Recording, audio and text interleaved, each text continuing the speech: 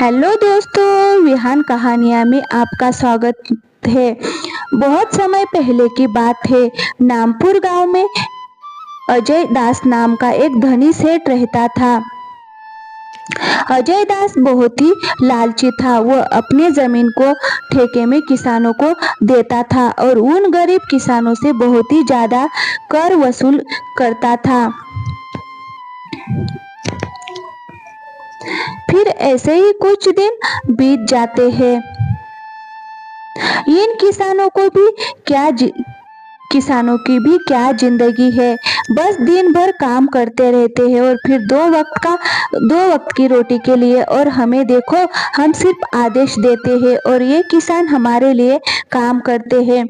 इसे कहते हैं सेठ अजय दास का दिमाग। हाँ सेठ जी, आप तो इस गांव के मालिक हो और सभी किसानों को मुट्ठी में बांध कर रखते हो। सेठ अजय दास बहुत ही लालची है। किसानों को पहले बहला फुसलाकर ठेके में काम करवाता है और बाद में किसानों से ही शर्त रख देता है।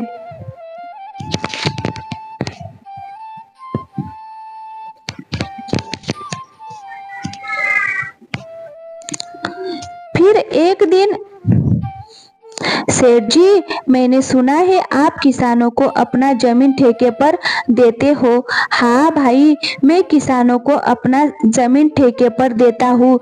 ठीक है सेठ जी, मुझे भी 1 साल के लिए आपका जमीन ठेके पर चाहिए।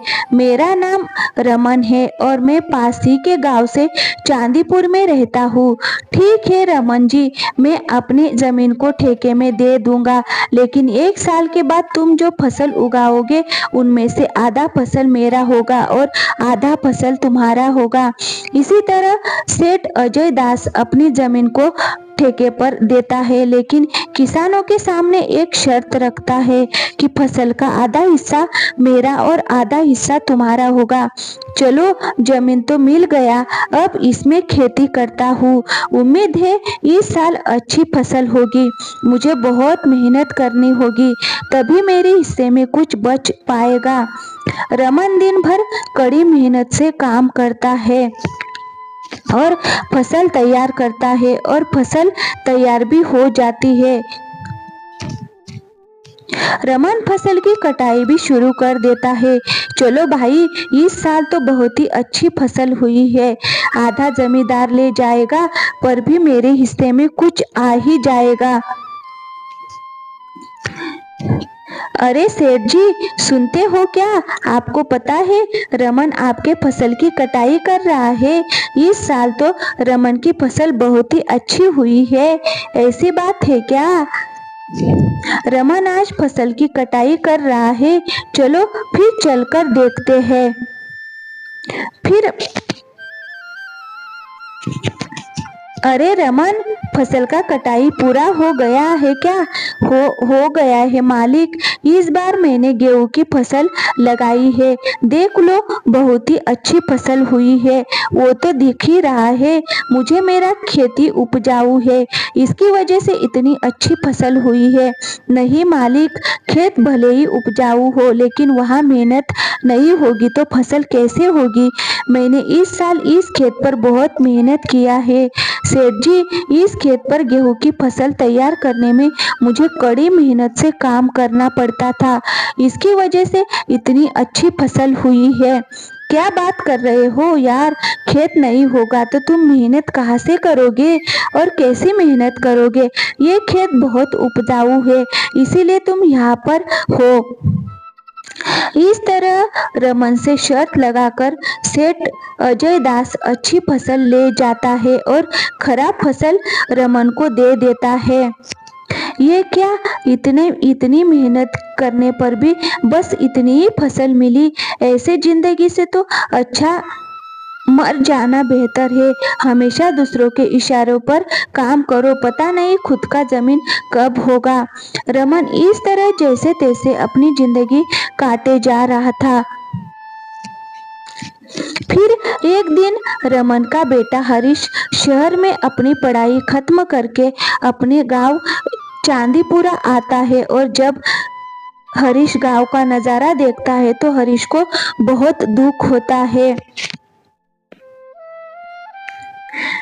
पिताजी क्या हुआ? हमारे गांव को बहुत सूना सूना लग रहा है। रमन हरीश को सारी बातें बता देता है और गांव के सभी आपदा हालात और गांव के जमींदार के बारे में भी बता देता है कि किस तरह सेठ अजय दास किसानों को धोखे में रखकर किसानों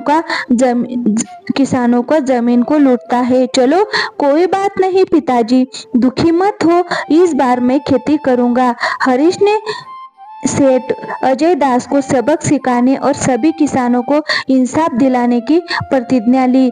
फिर एक दिन हरीश सेठ अजय दास जी के घर जाता है। सेठ जी, पिताजी की जगह इस बार मैं खेती करूंगा। मुझे ठेके में कोई भी एक जमीन चाहिए। अरे तुम जाओ, अभी तुम्हारे पास इतनी ताकत नहीं है बच्चे कि तुम खेती कर पाओ। नहीं सेठ जी, आप ऐसा मत बोलिए। मैं पढ़ा लिखा हूँ लेकिन हूँ तो एक किसान का बेटा ही ना। खेती मेरी धर्म है। चलो ठीक है, मैं मान लेता हूँ। और वैसे भी आजकल क्या काम रखा है, अब पढ़ लिख कर वैसे भी तुम बेरोजगार घूम रहे हो, इससे अच्छा तुम थोड़ा खेती बाड़ी भी सीख लो। आपका बहुत बहुत धन्यवाद सेठ जी। धन्यवाद बाद में देना, पहले मेरा नियम और शर्तें सुन लो। क्या शर्त है सेठ जी, आप बताइए। अरे ये लड़का तो नया नया खेती बाड़ी कर रहा है, चलो इस बार कोई नया शर्त बता देता हूँ। पिछले बार इसके पिता ने गेहूं का फसल लगाया था, ये भी गेहूं का ही फसल लगाएगा। अब के बार मैं ये शर्त रख देता हूँ कि ऊपर का हिस्सा मेरा होगा और नीचे का हिस्सा इस लड़के का होगा। अच्छा हरीश, तो सुन लो, शर्त ये है कि तुम जो भी फसल लगाओगे उसका आधा हिस्सा मैं रखूंगा और आधा हिस्सा तुम रखोगे, लेकिन ऊपर का हिस्सा मेरा होगा और नीचे का हिस्सा तुम्हारा होगा। बोलो, तुम्हें ये शर्त मंजूर है? ठीक है सेठ जी, मुझे मंजूर है। बिल्कुल ऐसा ही होगा जैसा आप चाहते हो।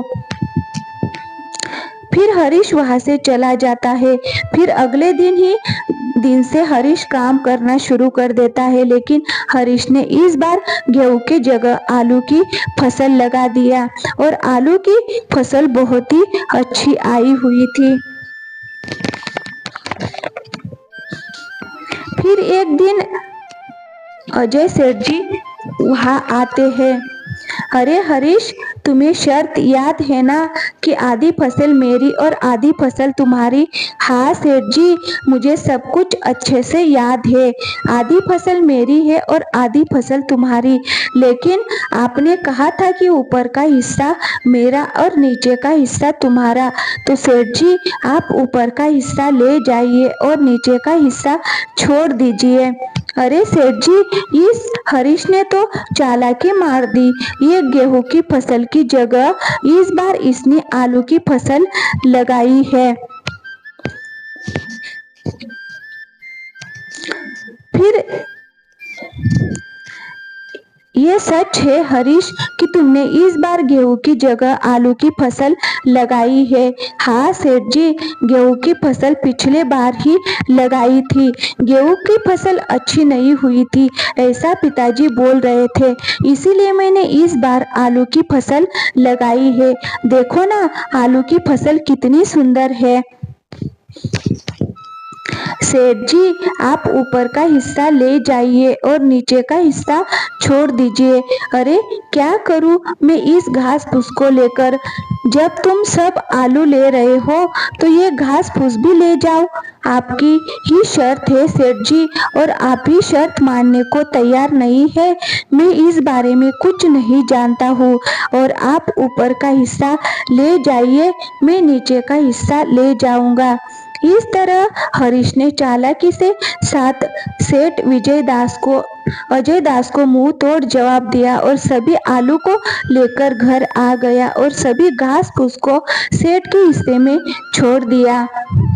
पूरे गांव में आज तक आपके सामने किसी ने चालाकी दिखाने की हिम्मत नहीं की है और ये कल का आया हुआ लड़का आपको बेवकूफ बना दिया। अरे वो क्या बच्चा मुझे बेवकूफ बनाएगा। आने दो, इस बार तो उसको ऐसा सबक सिखाऊंगा कि वो हमेशा हमेशा के लिए याद रखेगा।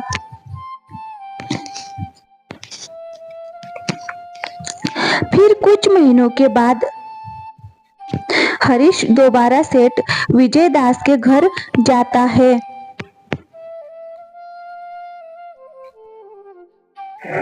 अरे लड़के, इस बार क्या चाहिए तुझे?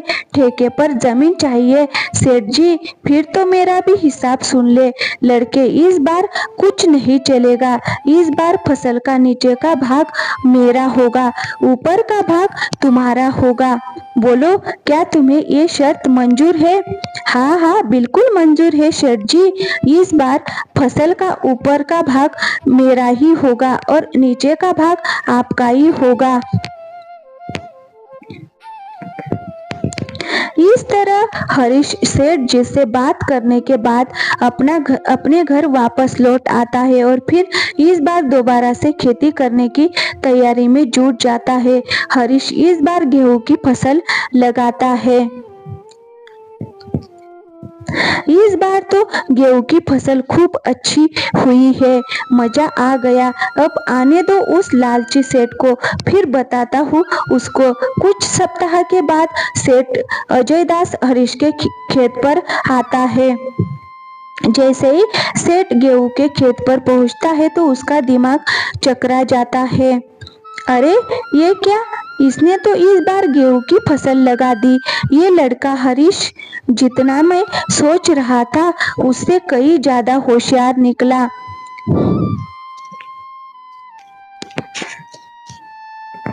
नमस्ते सेठ जी, कैसे हो आप?